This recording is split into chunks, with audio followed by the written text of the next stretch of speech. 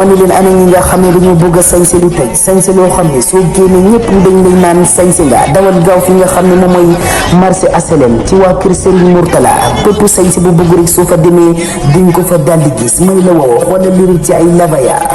waaye yëmul foofu nag ak li nga xam ne moom mooy ay mbaséris bu ci li nga xam ne nag moom mooy ay vats yu qualité ma ni la woo yëmul foofu nag ñu ngi jaay li nga xam ne moom mooy brodé lépp am na fa ma ni la woo wootal ci numéro yi rek daldi doxantu foofu ca marché HLM ci waa kër Serigne Mourtala ma ni la woo ñoom dinañ la jaay xewale lay doon ma ni la woo soo fa demee rek di acha Ousseynou Ba sana do ka de xasida meme waaw yal ganjaay Ousseynou ka sana ngi noonu Cheikhou Gandiaye yaa ngi noonu wala Cheikhou meme yi waaw Cheikhou yàlla yaa ngi noonu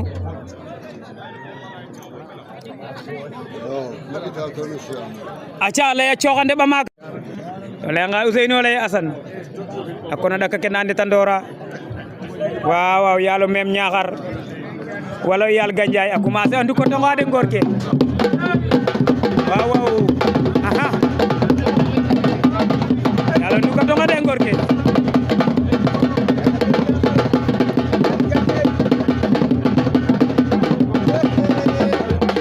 fakle nu nana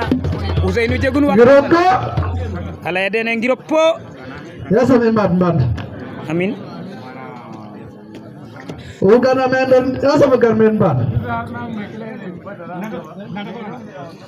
ya sam fofu futu fa jam jare présente wa fogam saltig Ousseynou Diouf xamem Arif Gandiaye ina kida hina men don ya sami garmen mbad ugana men don iso on men ya sami iso men mbad nigna ero kida be sura sen inok no nigna tan tuhuru foga mo hele ne refu saten ko Imran be sura sen kayla nigna na hana fa ke parce que na maga so ganu nakko parce que nakko it hana elo nakko tan bugu ya nigna fo talel ke hana elo ari ganu nigna bo pare ala enda kay lay kanon digne bo jit parce que mi Ousseynou nan go wa ber ko fa tayon fo yara mi tam lay ka ko lu kat parce que nam nam na tam rek mo na bew mi na la yenga baye nga na fa tekum subtuwa acha Ousseynou yalla na fa cekale ko de dundu da ke no fetta ala ko ka ka sama kam saltigi ke billahi min labun rogati yamutan lay kiba cha har lay kim ka ga ema parce que kam madam bona bew cha na fa fa kam la yenga baye mu sawu ko godon ga ko kam fo ga mu sawu ko nigna de ha te ga ma bo ara ga dem comme ne la yu maden de kam la utana mit kam da ko banto to go bar ma ko bando bom ka ta mi hur fofle parce que kam rek so do fa ko ka puna may do fa ko ara puna may ko ba puna may di waji fa ba fa de salti ko la ta ta fale me ay ko rohe ka pitti kam Sénégal o lay na ni fa ke bala sakana billahi wallahi kam la ga oflere ale xulay na sakadak na jeg ka go ole lere wutik na ka du waran du wutik na ka fa fi ka geken fo la hana may amaya de ngorke ale fof le xana may wutik na ka fa fi aya ka geken parce que fo lay garade to ka may ba ale ka may bo jege jam fof la lu salti diga billahi ko nuru akam hedanu lebgot wala kera fofino anan ko way mar ngorke o kidan na fada lay gega dara ka fa sokenum ala e mbañum bor sa ir cioktir cer wala na sokenum fo gaba boya bari ga fula mena wero na men mak maye billahi sa ta fe billahi tabati kade ke ga mana sa ta fe kam lay kan ta hol kat billahi aja ando ga ino na ta ga kam sa ta fe billahi ne na mu fa fa jutim la am mine man am na de batara layandigil ga iro magade Dikam gel boyor jalame nun diblayam ham hon bayna hadi dublam no kaga billahi nun diblayam tabaski jega to subhana hon wallahi azim tabaski mban saxana madin ne atim ne ren parce que o jaayo ngago na ka jeg me farna badara de wano jax on de mo ngoro nga jaxel te mo yobe ta jaxel badara mi kam bugon timla am de wala jahkan de ko ta ko hudo dom do wala wadde hudo dom mala tan wadde hudo buga jahkan khone mi madagu sayu tarokame badara on na jaxkira barke fapes regle ami kaga ndiki le sutu ma ko yole meke bala imbat ko ta parce que len nan ke amboyo njaajo ko garam ajaga ya bam simatel fay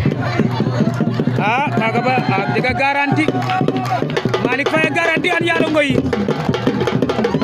waaw Ousseynou Dukat ale bamba kay teng rek cing mita kere sampugum ba indiro ba ingaro pato wura la kede ganna rek salti ko won la garanti ba budget budget boy gero na mena mbar ila do lay bidde lay ab gero ta garanti en to jeke ya ham budget gaway mita ke bug ma bat ka kam sa de ba man bi ko kita bugna bat kam sa TV bolik boy nan te boro fante puna lay no tan ka hay tere la ale boy lay ne nawetan ka wa tere la biyala siya arona ka fa go wala arona ka fa ayo go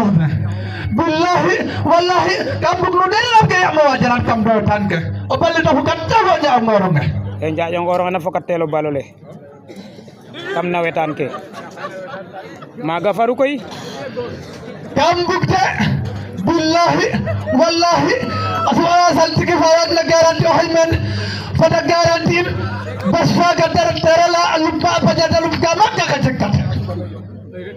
parce que banu garanti e manu na gin na fata fe billahi manuro fete nak no tat ka hara ko basal to hara jek ale wa adiga hana manu ro ro ta habam ka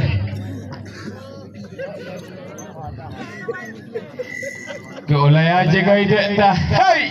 wena mbut balaw na wetan me ko patte badara ju fo def yo badara ju billahi और भाव को देख बोरो फाटे अपना बजट कैसुर बिल्लाहि तेरे नाम के आनो ना रुक पामो बोरो भारे आपको देख रो है फल बिल्लाहि आपका मोर तलोला लोला नमो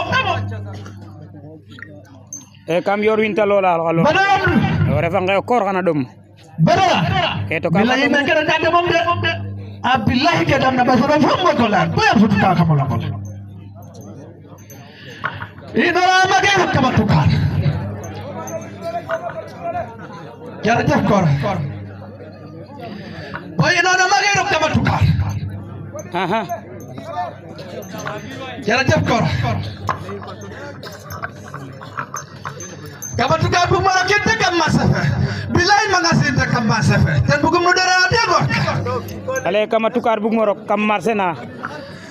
magasin le kam masafa billahi o de da kor billahi Ousmane ne ale bo deto ko no bo detine Ousmane ne ko roxe to Ousmane de billahi o do ke da wajanan de to fa ya umate kor e te waxe faye umo Usman kam lay unu nen garo me ban nu de no Usman banar titit nu ne no kor hati baw ma de kor anak ke wak mo jam magalana kam ma guntam olame hab garantim dem sobak mo Usman andok ya mo bug no ndaf de toto andok ya wiya firamo billahi mbano gin one in barke ba SU billahi andok ya umale koy na pitkan bas ahma wa pitkan kiranna billahi wallahi ay kor o damara den billahi wakata semen sata je e dama ngay ten fat kate semaine ta jeg Usman ajega yo wait bani billahi nu ne no badara ko buga gat ba Ousmane to ga Ousmane wala kala khabar rab kel ngawle mala kene la yom Ousmane ka rab ken gawle mala wallahi azim wallahi kam lay una nun fagun fa kenta kuido mere Ousmane jahkam ren to jahkam ban barke pa SU